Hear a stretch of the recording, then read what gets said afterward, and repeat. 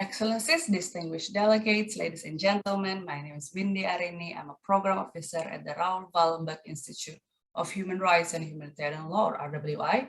I will be reading this statement on behalf of the Institute.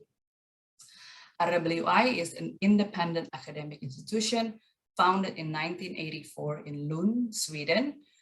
We combine evidence-based human rights research with direct engagement in close collaboration with our partners to realize human rights for all.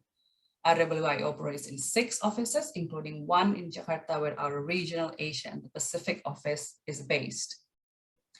Our work seeks to leverage the strength of international human rights law in a multi-level, multi-stakeholder, and multi-sectoral perspective in line with the post-2015 development agendas.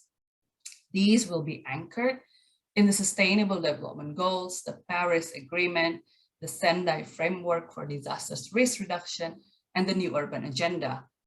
To this end, RWI builds networks with actors such as universities, civil societies, national and local governments, the judiciary, and the national human rights institutions to strengthen the human rights perspective in their decisions on land use planning and sustainable development, disasters risk reduction, and climate change adaptation, among others.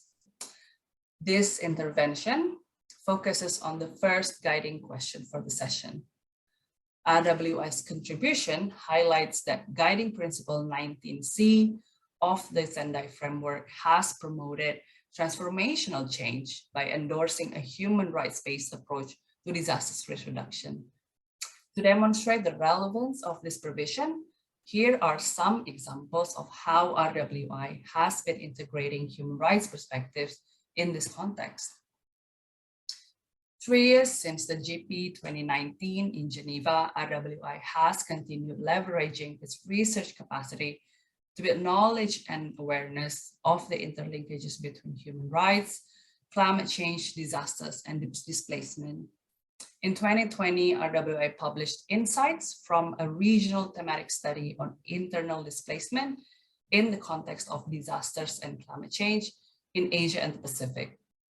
This study brought together researchers from 10 countries across Asia and the Pacific to examine the relationship between national level laws and policies relating to climate change adaptation and disasters risk reduction and local level protection of people from and during disasters related displacement.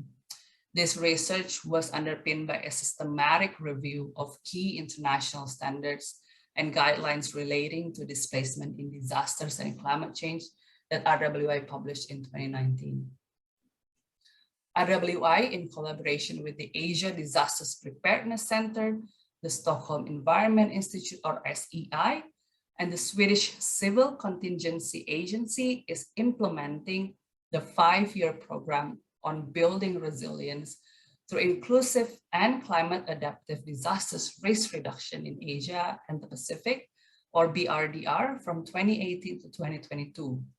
A notable output from this project is the Framework for Integrating Rights and Equality, or FIRE, presented at the Ignite stage here at the GP 2022. FIRE consists of 6 dimensions and is intended as a guiding framework for decision makers at national, subnational, and local levels to use in developing and implementing laws, policies, procedures, practices related to DRR and climate resilience.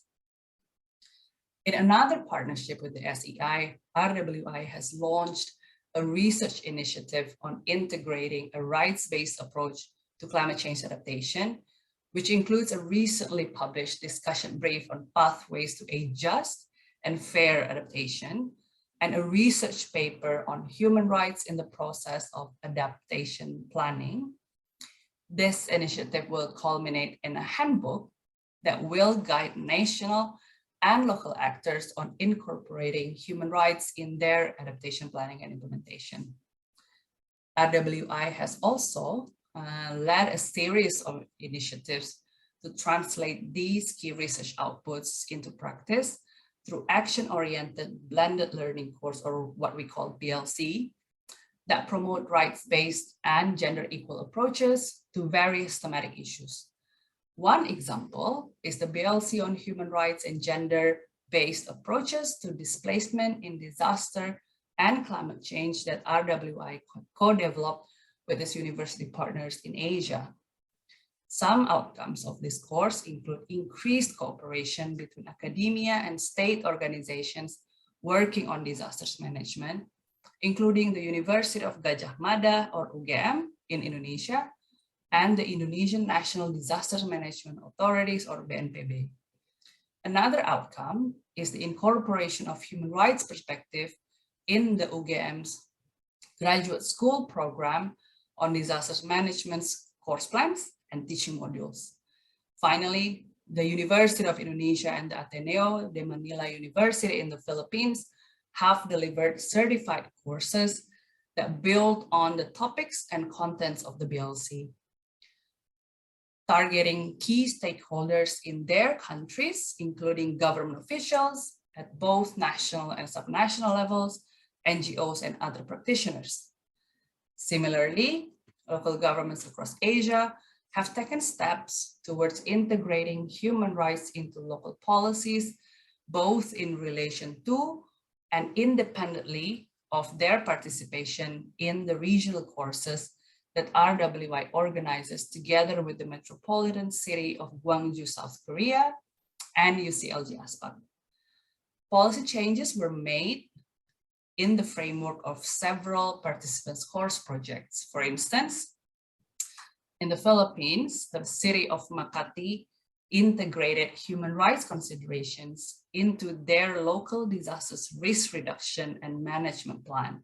Likewise, the city of Calamba focused on measures to ensure the inclusion of persons with disabilities in their enhanced disasters risk reduction and management plan.